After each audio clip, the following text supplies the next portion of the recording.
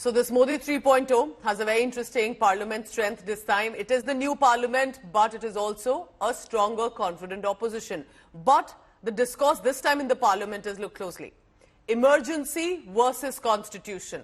So that's what's happening right now. Prime Minister Modi made an emergency attack at the Congress party, specifically with the anniversary of the emergency era. The party has hit back with a Save Constitution slogan, which they had similarly during the election season. Now, Bharatiya Janata Party is set to launch a program against 1975 emergency era and what it calls a bid to expose the authoritarianism of the Congress party. The opposition has hit back, saying they will not allow an attack on the constitution, which is being destroyed by incumbent Prime Minister and Home Minister. Remember, this comes after the Prime Minister on Monday, basically, when he spoke in the new parliament as Modi 3.0 government, that the Congress of the imposition of emergency in 1975, calling it a black spot on democracy when the constitution was negated. That is when the opposition made the Save Constitution in 2024 remark. जो सांसद नए आए हैं उनके लिए बहुत बहुत अभिनंदन, सबको बधाई हो।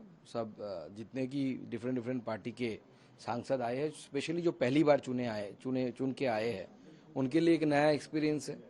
तो सबको बधाई, सबको मिलकर देश को चलाने के लिए जो काम करना है वो सबको मिलकर करना होगा। The Congress party in the time of Indira Gandhi's period, they rewrite the constitutions regarding emergency issues. So they will change the Ambedkar ji ka constitution, not BJP or not Modi ji. I think that was just a gimmick. So I don't think that means anything. Just to be able to show, because I mean, everyone, we all swear in the name of Constitution. So we all swear that we are going to uphold our Constitution. So I think that was just was a gimmick, and there was no need to do that. इस बात का मुद्दा बनाना, बावजूद इसके कि खुद कांग्रेस ने कई बार सीनियरिटी के जो कॉन्सेप्ट है उसको दरकिनार करके अपनी मर्जी से स्पीकर बनाया है, उसको मुद्दा बना रहे हैं। यानी कि कितने दोहरे मापदंड हैं। वो भी आज जैसे शुभ दिन, जब नया संसद का नया सत्र पहला दिन शुरू हो रहा था 18वें लोकसभा का, उस दिन भी विरोध प्रदर्शन और जरा सी भी फिक्र या सम्मान ना देश का, ना संविधान का, ना अपने कॉन्स्टिट्यूएंसीज का और उनके लोगों का। 10 साल जो देश के अभी पिछले गए 2014 से 2019, इसके बारे में भी आत्म परीक्षण मोदी जी करे। जो अगर देश के सुप्रीम कोर्ट के जजेस मीडिया के सामने आकर ये कहता है कि हमें बचाओ, तो इसका भी आत्म परीक्षण होना चाहिए।